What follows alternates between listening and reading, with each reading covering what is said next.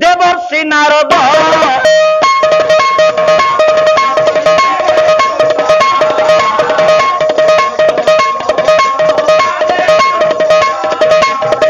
प्रभु दर्शने जाती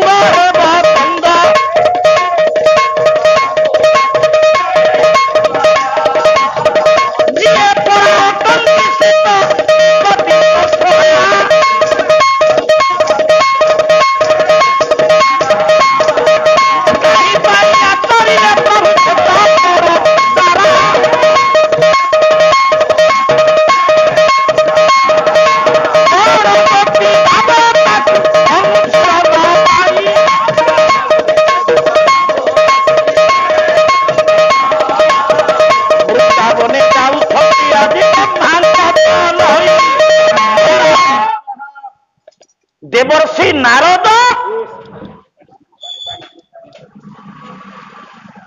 आज्ञा प्रभु नाम गाई गाई ए पुओ जाऊँ आज्ञा नारद अरे पुओ आ नारद जीवे सेमती जीवे ना ठीक प्रभु नाम जेमती आज कहूला मो नाती देख जुगल मूर्ति केड़े सुंदर हाँ प्रभु नाम गाई गाई तू तो ढंगे रे गाइलु मो ढंगे रे गाइबी ये लागे कांटी करबो ओदा ढंगो केमी दियो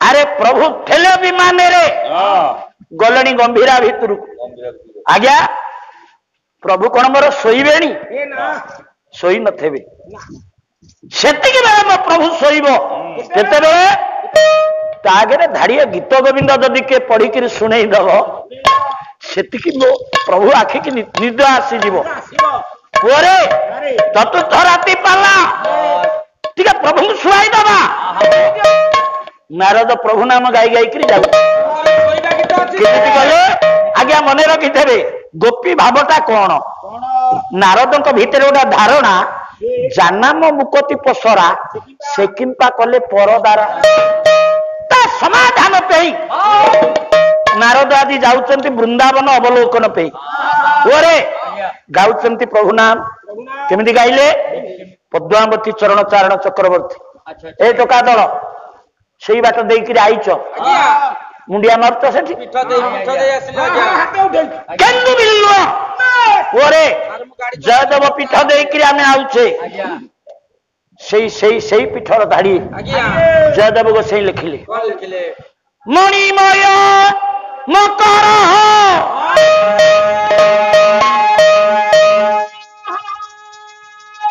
मनोहर कुंडल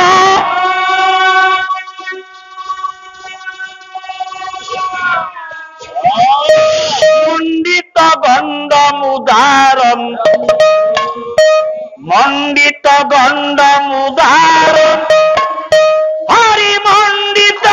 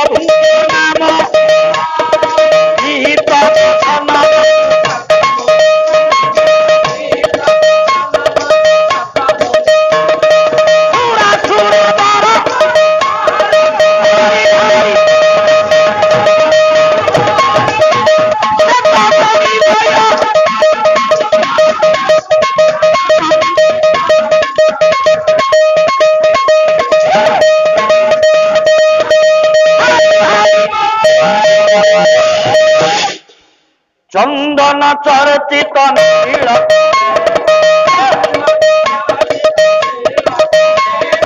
चंदन चर्चित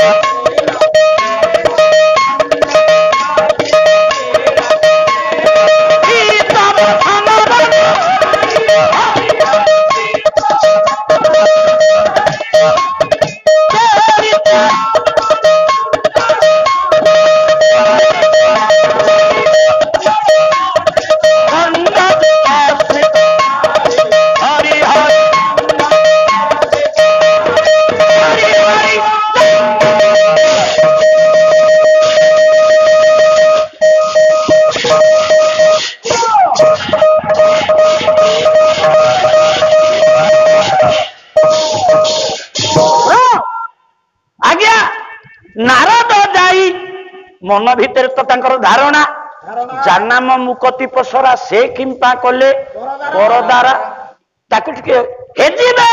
ତା କାରଣ କଣ? ବୃନ୍ଦାବନରେ ଯାଇ ନାରଦ ପହଞ୍ଚିଲା ବେଳକୁ ବାପା କଣ ହଉଛି? ନାରଦ କଣ ଦେଖିଲା? କବି ହେଲେ ଜୀବ ଗୋସ୍ୱାମୀ। ବହି ରାସ ପଞ୍ଚାଧ୍ୟାୟୀ ପାଲା ଏତେ ତଳେ ନାହିଁ। ପରେ ନାରଦ କଣ ଦେଖିଲେ? ବ୍ରହ୍ମାଦିଦ ସମ୍ଭୂତ ଦର୍ପ କନ୍ଦର୍ପ ଦର୍ପ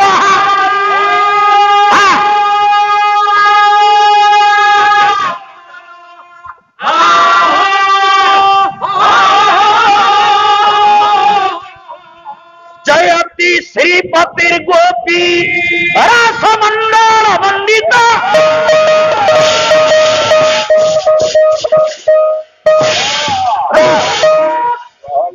ରାସମଣ୍ଡଳରେ ଆପଣଙ୍କର ଆରାଧ୍ୟ ମଦନ ମୋହନ ଗୋପିନୀ ମାନଙ୍କ ସହ ଅଛନ୍ତି କୁଞ୍ଜରେ ରାସ ଚାଲିଛି। ନାରଦ କହିଲା ହେଇ ଦେଖିଲ ମୁଁ ଯାହା ଭାବୁଥିଲି ସତ। ପ୍ରଭୁ ତେଣେ ମନ ଭିତରେ ଭାବୁଛନ୍ତି ହସୁଛନ୍ତି। କହିଲେ ନାରଦ ତୁ ତ କାଲକା ଯୋଗୀ ଶିରମେ ଜଟା ତୁ କଣ ବୁଝିବୁ? ଏ ଭାବ କଣ କଣ ବୁଝିବୁ? ସାରେ ଯେତେ ବସିଛନ୍ତି ଆପଣ ମାନେ ପାଲା ପ୍ରେମୀ ପାଲା ରସିକ ଓ ଭାଗବତରେ ଅତି ବଡି ଜଗନ୍ନାଥ ଦାସ ଦଶମ ସ୍କନ୍ଧ ଗୋପଲୀଳାରେ କଣ କହିଲେ? ଏ ରାସ କଣ? ପ୍ରଭାକର ଏ ଗୋପୀ କିଏ? ଇଏ ଯୋଉ ଗୋପୀ ବାହାର ଯାହା ଭିତର କଣ ସେଇଆ କି? बाहर जैसा है अंदर वैसा नहीं है। ताले कौन भितरे कौन? अति बड़ी जगन्नाथ दास भागवत लिखित अनेक जन्म तप करी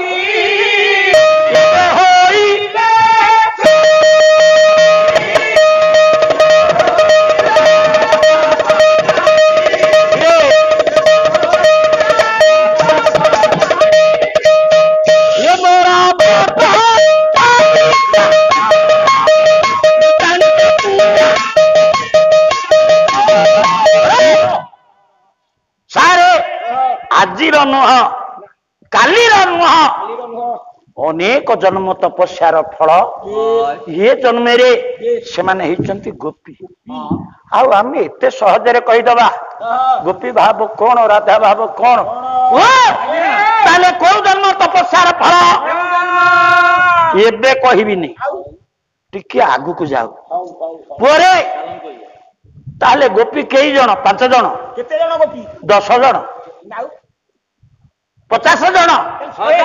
ଇଏ 16 ସହସ୍ର ଗୋପ ମତେ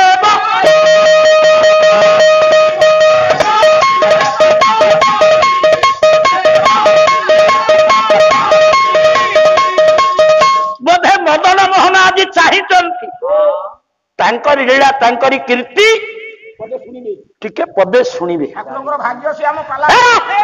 କହୁଛି ଠାକୁରଙ୍କର ଭାଗ୍ୟ ଭୂତ ହେ ବଡ ବଡ କଥା କହୁଛି।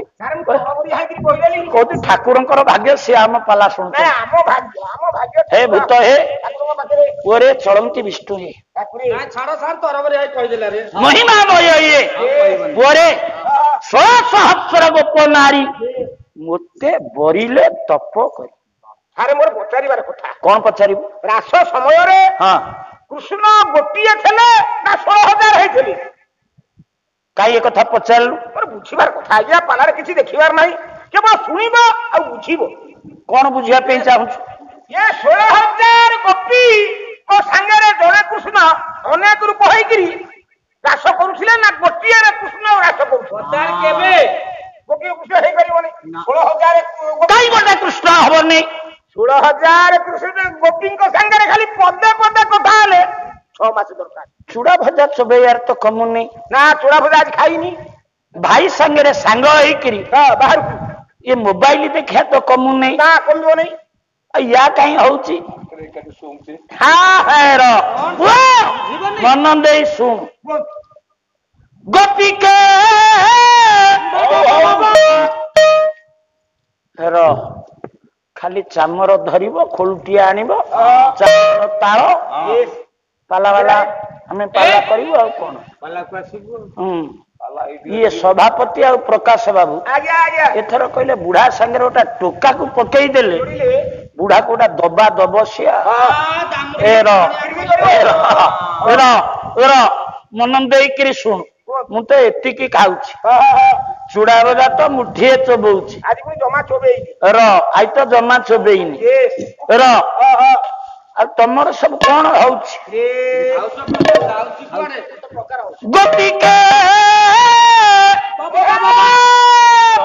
गोविंद गोपिए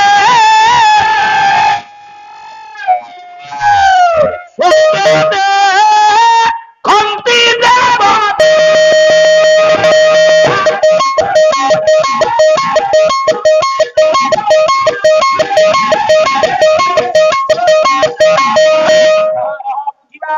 गोपी के गोविंद गोटिए स्वर्गे देखंती देवता गोटिया गोपी को गोटिया कृष्ण हाँ बुझिबार कथा कृष्ण आउ केबे कोठी अनेक रूप हेतंती ती प्रश्नवाचक चिन्ह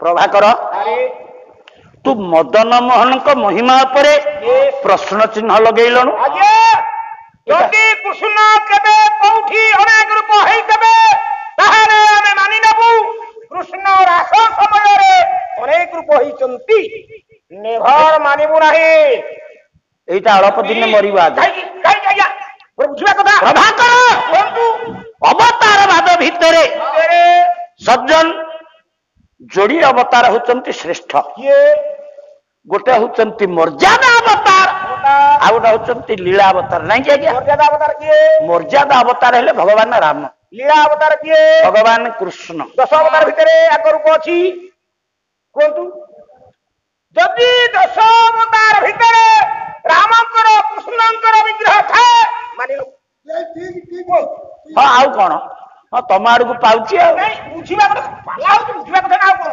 ଦଶ ଅବତାର ଭିତରେ ତ କହିବା କଥା କୃଷ୍ଣ ଅବତାର ଅଛି କି ନାହିଁ ଅଛି କି ନଉନୁ ଅଛି କି ନାହିଁ କୁହନ୍ତୁ ଏ ପୁଅ ମନ ଦେଇକି ଏକ ଶ୍ଲୋକୀ ଦଶାବତାର ଶ୍ଲୋକ ମୁଁ କହୁଛି କୁହନ୍ତୁ ଇଏ ଦ୍ୱିତୀୟ ପାଳି କଥା ବେଶୀ କହିବାକୁ ପଡିବ ଖାଲି ଅଳ୍ପ କୁହନ୍ତୁ ବନ ଯଉ ଖର୍ବ ତ୍ରିଭିରାମ କୃପା କୃପ ଅବତାର ହରେ ଦଶ କୁର୍ବନ୍ତ ସଦା ମଙ୍ଗଳ ମାନେ ବୁଝେଇଲା ନାହିଁ ବୁଝେଇ ଦିଅନ୍ତୁ ବନ ଯଉ ବନ କହିଲେ ଜଳ ବା ପାଣି ପାଣିରୁ ଯୋଡିଏ ଅବତାର ଯୋଡିଏ ଅବତାର ମତ୍ସ୍ୟ କଶ୍ୟପ ଇଏ ହେଲା ଦୁଇ ପୁଣି ବନ ଯଉ ବନ କହିଲେ ଜଙ୍ଗଲ ଜଙ୍ଗଲରୁ ଯୋଡିଏ ଅବତାର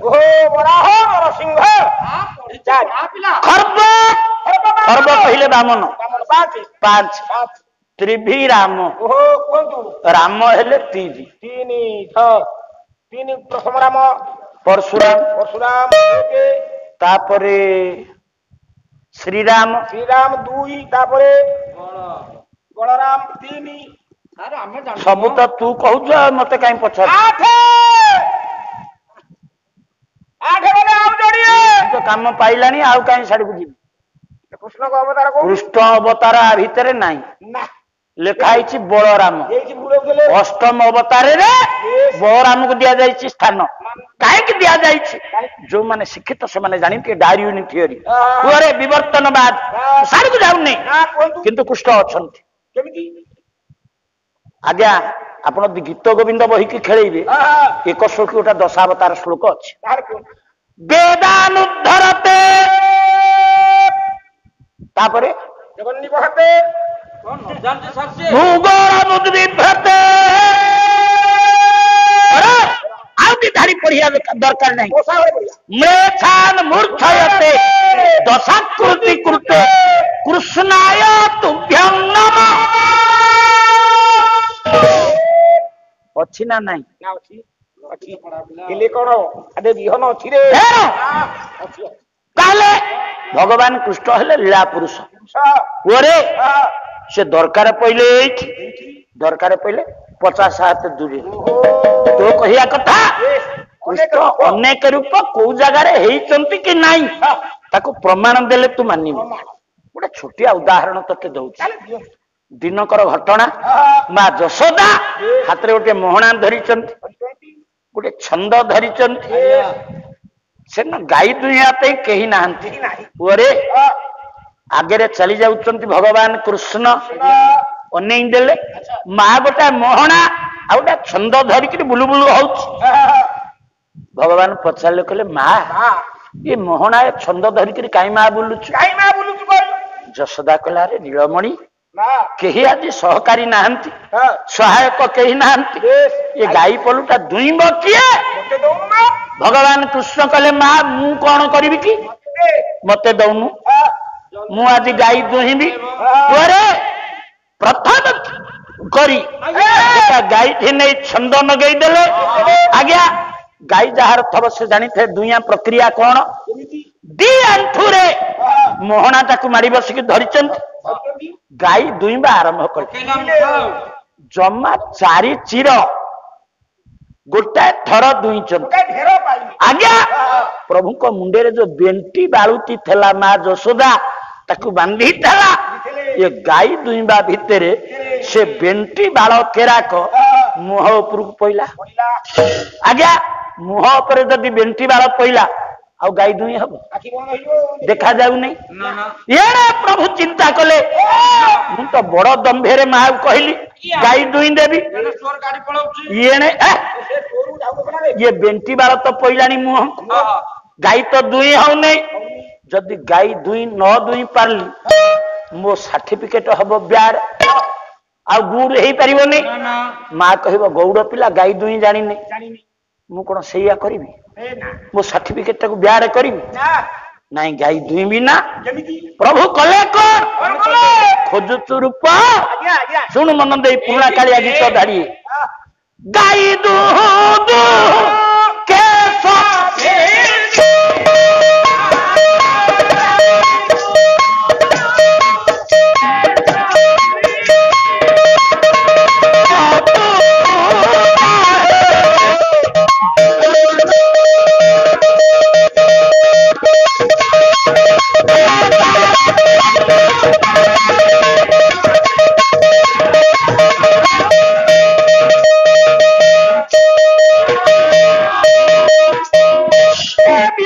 ଚିନ୍ତାମଣି ଲୀଳା ପୁରୁଷ ଭଗବାନ କୃଷ୍ଣ ଆଉ ଯୋଡାଏ ହାତ ସୃଷ୍ଟି କଲେ। ଯୋଡାଏ ହାତରେ ବେଣ୍ଟି ବାଳକୁ ବାନ୍ଧିଲା ବେଳେ ଆଉ ଯୋଡାଏ ହାତରେ ଦୁହିଁଲେ ଗାଈ। ଅନେକ ରୂପ ହେଲା ନା ନାଇଁ? କଣ ହେଇନି? ଆମର ଦରକାର ରୂପ। ଯୋଡିଏ ହାତ ଥିଲା ଆଉ ଯୋଡିଏ ହାତ ସୃଷ୍ଟି ହେଲା। ଏଇଟା ଗୋଟେ ବହକାଲି ଅଛି। ରୂପ ସାଙ୍ଗରେ ସମାନ ହବନି। ବାବୁ ମାନେ କିଏ ମାନିବେ? ତୋ କହିବା କଥା ଯୋଡାଏ ହାତ ହେଲା, ରୂପ ହେଇନି। ସମ୍ପୂର୍ଣ୍ଣ ବଡି ଦରକାର। ହେଇଛନ୍ତି କି ପ୍ରଶ୍ନବାଚକ? ତାହେଲେ ସମ୍ପୂର୍ଣ୍ଣ ରୂପ ହେଇଛନ୍ତି ନା ନାଇଁ? ରୂପ ନୁହଁ।